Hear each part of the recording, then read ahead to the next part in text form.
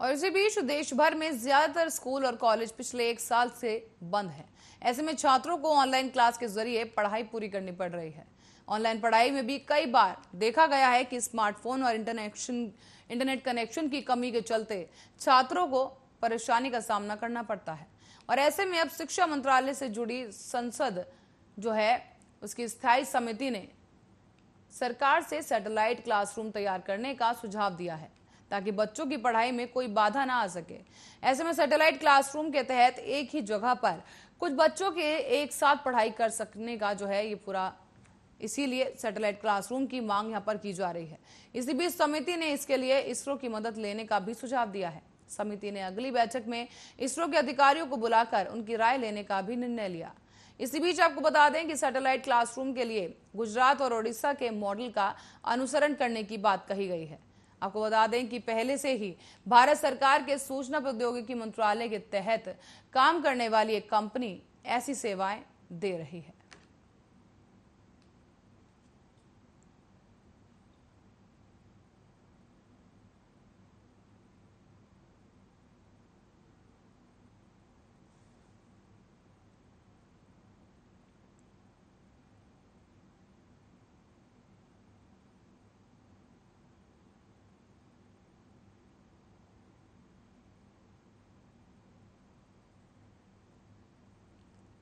तो वहीं आपको बता दें कि इसरो की मदद से सैटेलाइट क्लासरूम बनाने का सुझाव दिया गया है ताकि बच्चों को जो असुविधा हो रही है उसका निस्तारण किया जा सके। आपको बता दें कि लगातार जिस तरीके से कोरोना के मामले सामने आ रहे हैं उसको देखते हुए बच्चों के भविष्य और उनकी सेहत का ख्याल रखते हुए कॉलेज और स्कूल फिलहाल के लिए बंद हैं और लगभग एक साल से ज्यादा का समय बीत चुका है और अब तक स्कूल और कॉलेजेस बंद ही हैं। ऐसे में बच्चों को इंटरनेट और स्मार्टफोन के जरिए अपनी पढ़ाई करनी पड़ रही है। हालांकि ऐसे में देखा यह गया है कि कई जगहों से कई बच्चों को इंटरनेट कनेक्शन की समस्या होती है, तो वहीं कई लोगों के पास लैपटॉप नहीं होता, तो ऐसे में काफी समस्या हो जाती है, जिसको देखते हुए अब सैटेलाइट क्लासरूम की मांग की जा रही है।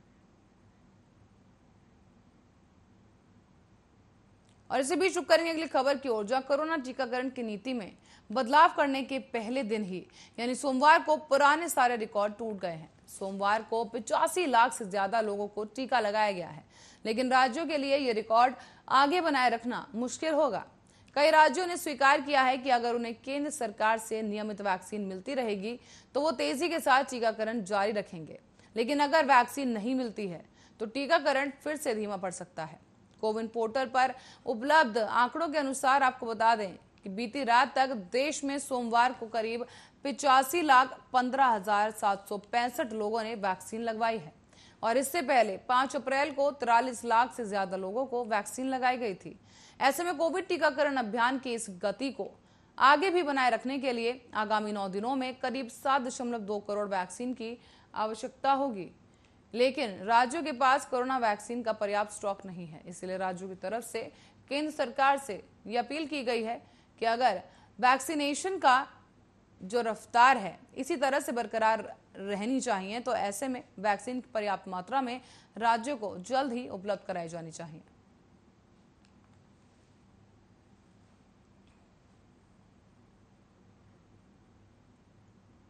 और इसी बीच कोरोना वायरस के अब तक 40 लाख से ज्यादा केसेस सामने आ चुके हैं, जिन लोगों ने अपनी जान गंवा दी है।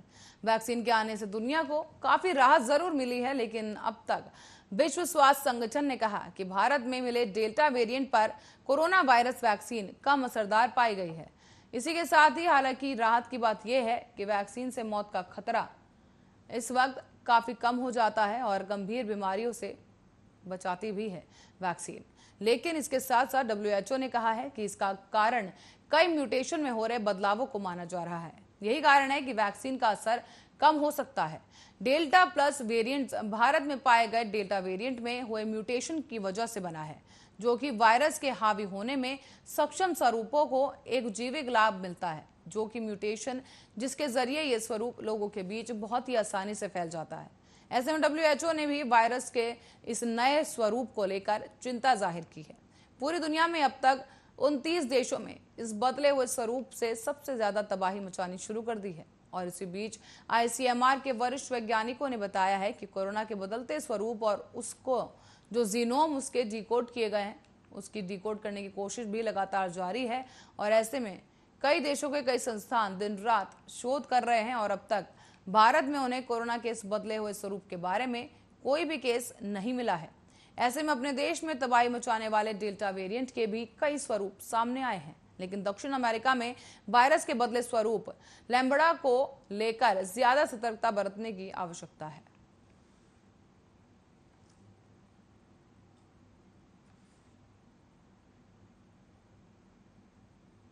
और इसी बीच रुक करेंगे अगली खबर की ओर, जहां उत्तराखंड में भारी बारिश होने पर गंगा और यमुना नदी में बाढ़ आने के कारण देश की राजधानी दिल्ली में पेयजल के लिए हाहाकार मचने लगा है।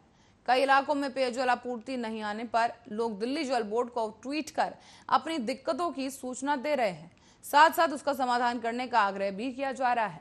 दरअसल यमुना नदी और गंग नहर से जुड़े 5 जल शोधक संयंत्रों में पानी के उत्पादन में निरंतर गिरावट आ रही है और इसी के कारण उनसे जुड़े इलाकों के लोगों को पेयजल संकट का सामना करना पड़ रहा है। हालांकि जल बोर्ड ने यह दावा किया है कि यमुना नदी और गंग नहर के पानी में गाद की मात्रा बढ़ने के बावजूद स्थिति नियंत्रण में है और उसके संयंत्र पूरी क्षमता के साथ चल रहे हैं।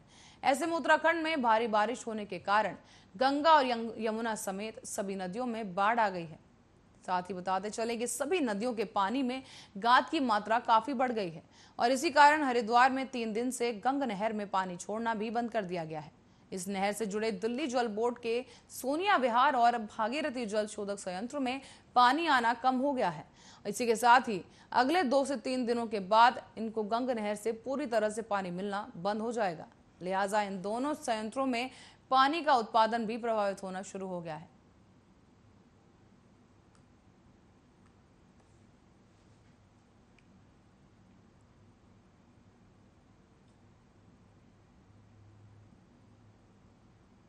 और इसी के साथ ही फिलहाल के लिए खबरों में इतना ही। देश और दुनिया की तमाम खबरों के लिए देखते रहिए आर्या न्यूज।